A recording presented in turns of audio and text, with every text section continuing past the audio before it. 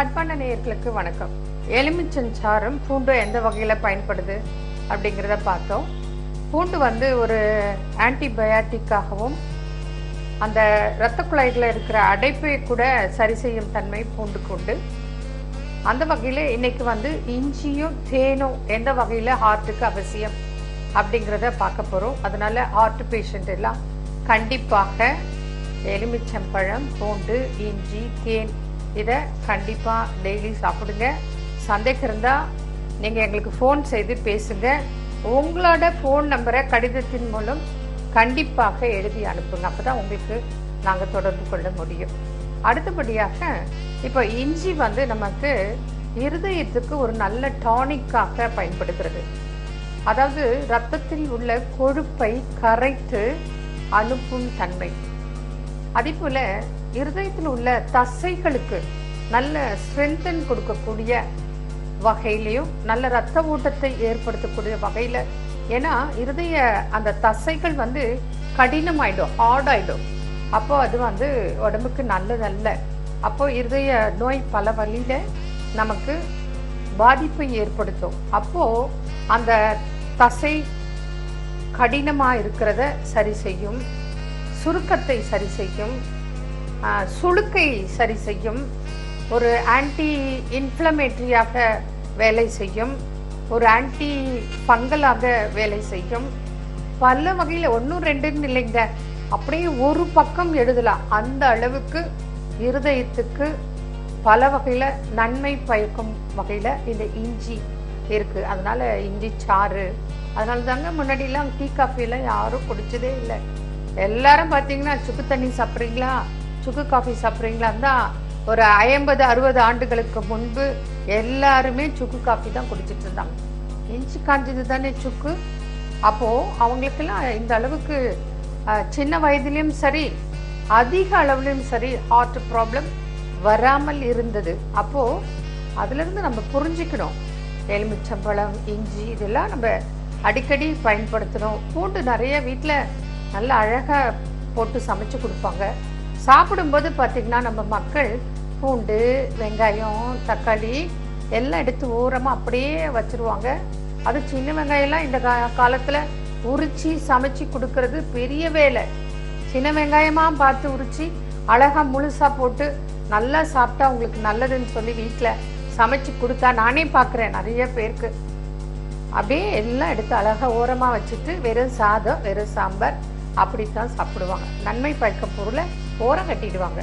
அது என்ன பண்ணும், நம்ம ஹார்ட்டையே கொண்டு போட்டுரும். அதனால கண்டிப்பாக நம்ம இஞ்சியை எல்லா சமையல்லையும் சேர்த்துக்கணும். அதனால தான் பார்த்தீங்கன்னா இஞ்சி தட்டி போடுவாங்க. இஞ்சி பூண்டு தட்டி போட்டு சமைக்கிற பழக்கம் வெஜிடபிள்லாம் சமைக்கும் போது கொஞ்சம் கொஞ்சம் போடுவாங்க.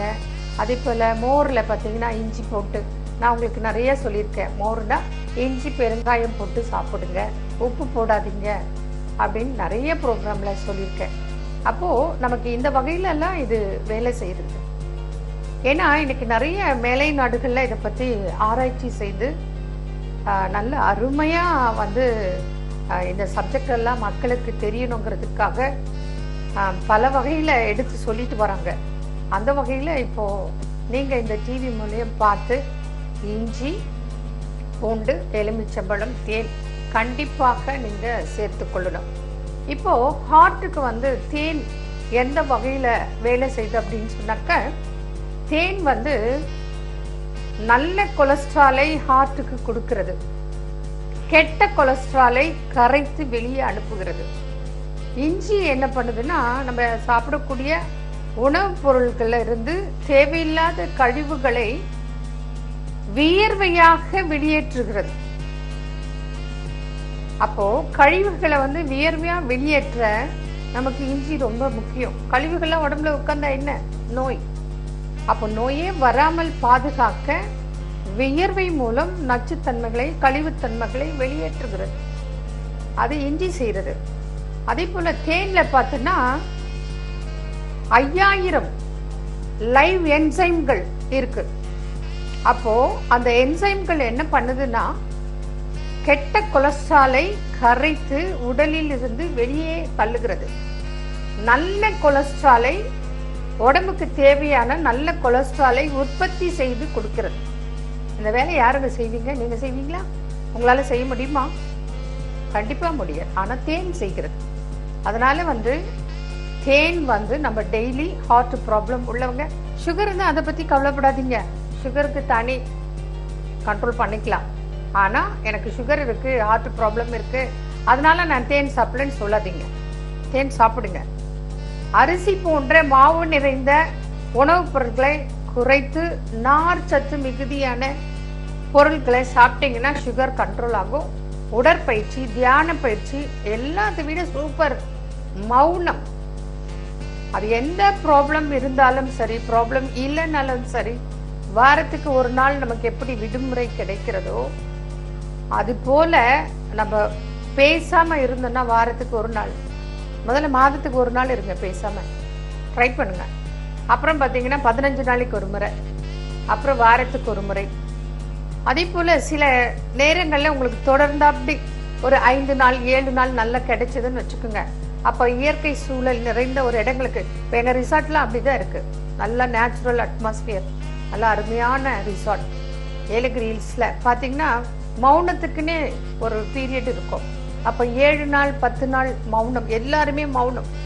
பாத்தீங்கன்னா அந்த இயற்கை சூழல யோகா பண்ணிட்டு, நல்ல நேச்சுரல் டயட்டு, நல்ல எக்ஸசைஸ், நல்ல ரிலாக்ஸேஷன், மைண்ட் டென்ஷன் நிறைந்த இந்த உலகத்துல அப்ப அந்த மௌனமா இருக்கும்போது பாத்தீங்கன்னா நமக்கு அவ்வளோ உடம்புக்கு நல்ல உணர்வுகளை வரும். அதுவும் ஞானமே கிடைக்கலாம், ஞானம் பெறலாம், மகான்கள் போல ஆகலாம், புத்திசாலி, திறமசாலி, நல்ல ஞாபக சக்தி, இவ்வளவுதான் இல்லைங்க, அவ்வளோ விஷயங்கள் உங்களுக்கு வரும். புதுமையான நல்ல நல்ல விஷயங்களை நீங்களே பேச ஆரம்பிச்சிருவீங்க. ரொம்ப யோசிக்க வைக்கும், உங்களையும் யோசிக்க வைக்கும். நீங்க இதுக்கு முன்னாடி எப்படி இருந்தீங்க, இப்போ நீங்க எப்படி இருக்கீங்க, அந்த டிஃபரன்ஸ் எல்லாம் உங்களை பார்த்தவங்க மற்றவங்க சொல்லுவாங்க. அந்த அளவுக்கு நிறைய விஷயங்கள், நல்ல விஷயங்கள் உணர்வு பூர்வமாகவும் அறிவு பூர்வமாகவும் நீங்க உணர்வீங்க, தெரிஞ்சுக்குவீங்க. அப்போ ஒரு ஹார்ட் ப்ராப்ளம் சொன்னா எனக்கு முதல்ல ஃபேமிலிக்கே ஒரு பயம். ஏன்னா உயிரையே இழக்க நேரிடும். அடுத்தது பார்த்தோன்னா பைபாஸ் சர்ஜரி, நமக்கு செலவு அதிகம். சில நேரங்கள்ல தவிர்க்க முடியாத சூழல்ல ஆப்ரேஷன் சக்சஸ் ஆயிடும், ஆனா ஆள் மரணம். அதை காட்டிலும் நம்ம முடிஞ்ச அளவு தைரியமாக, எந்த அளவுக்கு உணவாலையும் உடற்பயிற்சியாலையும் தியான பயிற்சினாலையும் அக்குப்ரெஷர், மௌனம் இது போல செய்து அதுலேயே நம்ம குணமாக்கிறதுக்கு மேக்சிமம் நம்ம பார்க்கணும். வேற வழியே இல்லை. எமர்ஜென்சின்னா தான் நம்ம அறுவை சிகிச்சைக்கு போகணும். அறுவை சிகிச்சை செய்தால் மாத்திரம் என்ன, இல்லை உங்களுக்கு ஆன்ஜியோ பிளாஸ் பண்ணால் மாத்திரம் என்ன, ஒரு 15 ஆண்டுகள் நமக்கு நல்லா இருக்கும். திரும்ப பிரச்சனை வரும்.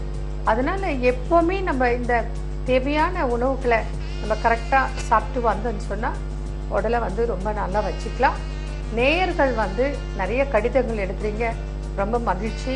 ஆனால் அந்த கடிதத்தில் உங்களோட முகவரியும் உங்களோட தொலைபேசி எண்ணை கண்டிப்பாக எழுதி அனுப்புங்கள். ஏன்னா நிறைய பேர் கடிதம் எழுதுறீங்க, அட்ரஸ் எழுதுறீங்க, ஃபோன் நம்பர் எழுதலை. நாங்கள் எல்லாருக்கும் கடிதம் எழுத முடியாது. உங்கள் ஃபோன் நம்பர் இருந்தால் உங்களுக்கு ஃபோனில் நாங்கள் பேசலாம். அதனால தயவு செய்து உங்களோட தொலைபேசி எண்ணை குறிப்பிட்டு எழுதுங்கள். நன்றி.